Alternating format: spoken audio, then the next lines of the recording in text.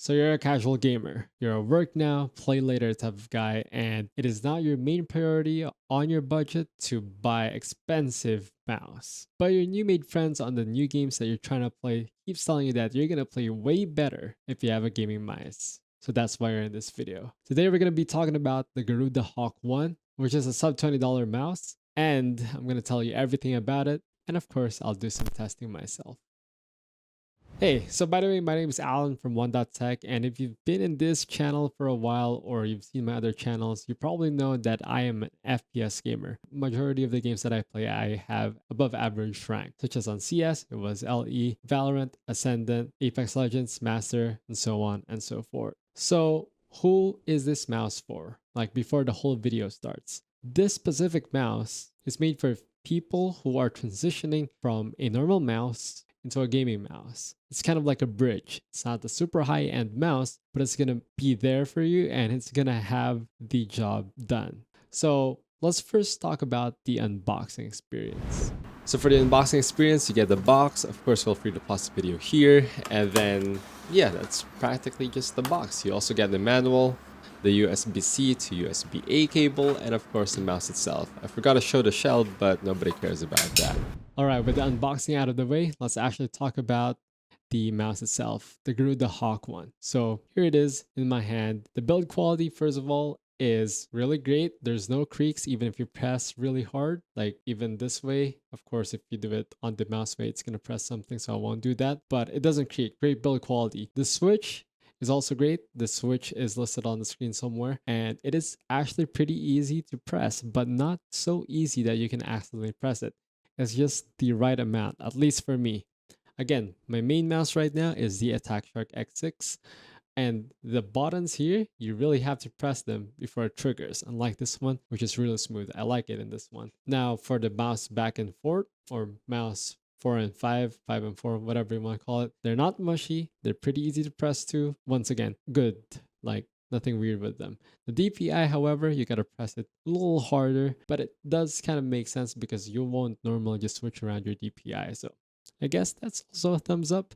On the bottom, it has an RGB switch. You press that, switches colors, and yeah, that's about it. The battery is kind of okay. It is not the best, of course, not gonna last for a whole week without charge. You probably have to charge it every 3 to 4 days because I use it for the whole day, like nonstop. You've seen it, I have the puck right here, the magnetic puck.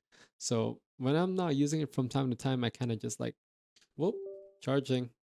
But I don't really have to charge it for a full hour or more, probably like 5 minutes a day because I just have the time kind of just like put on the magnetic puck. Now that is with the lights on. You can also turn off the lights, put it on sleep mode. So whenever you're not using it, it's just gonna go to sleep mode. Let's talk about the sensor. That is one of the most important thing for majority of the people.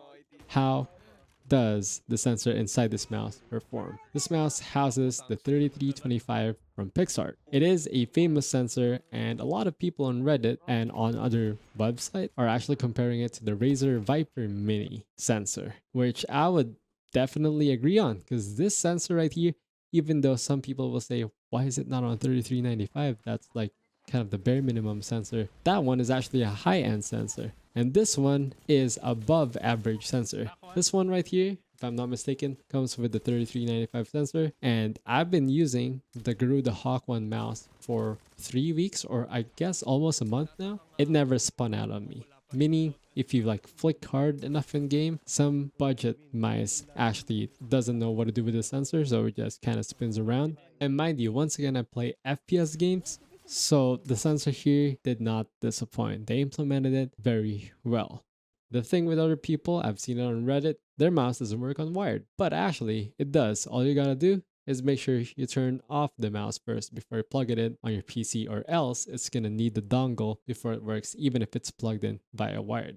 It only goes 2.4 gigahertz wire, no Bluetooth. Now, when it comes to the weight of this mouse, this one is around 80 grams, which might be like, that is heavy, but that's not the reality of it. One of the most popular mouse in the day is the Logitech G302, which is Shroud's main mouse, and that is around 87 grams. And this is 7 grams lighter than that. When using this mouse, at the first day, I was like, it was kind of heavy because this mouse right here is, I think, sub 60, sub 50 grams. This mouse right here, which is my main mouse. And just within that day, I got used to this mouse. I've been playing Valorant with it and some Apex Legends.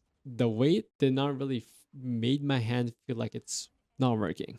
It is good and it glides very well. And that's probably because of the mouse feet. I think these are PDFEs. Same with the Dot Tigers. Initially, I was like, I want to change the mouse feet of these into the Dot ones, similar with my main mouse, because I still have some.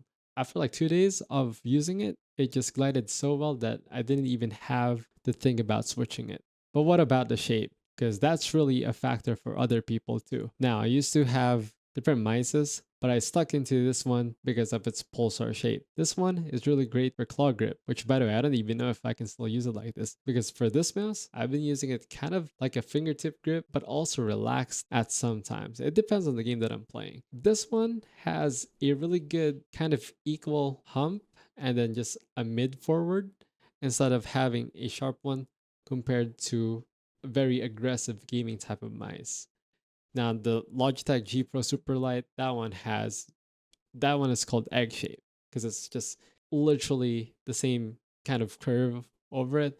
This in front, the clicks right here has kind of like an insert shape for your fingers. So it just fits in there very well. And you're not gonna do like side grips like this because on my other mouse, I do grips such as this one, which is very weird. And this one, it's really gonna let your finger be in it. For the conclusion, is it a good mouse? It is a good mouse. Should you downgrade to this mouse if you're already using like a Pulsar X2, a Logitech Superlight, a Razer Cobra Pro, Viper Mini, or whatsoever? You should not. This mouse is for those who are just entering the gaming scene and just wants a reliable mouse that's not gonna break the bank. You know, if they ever decided that gaming is for them, they're not gonna feel like, you know, hey, I should have not bought that because that's kind of a waste of money. No, because this one is also great for long working hours. Using it for browsing, you know, scrolling, editing. I've tested it with this mouse. And I guess this is where I'm gonna be ending the video. Once again, my name is Alan Avila from One.Tech.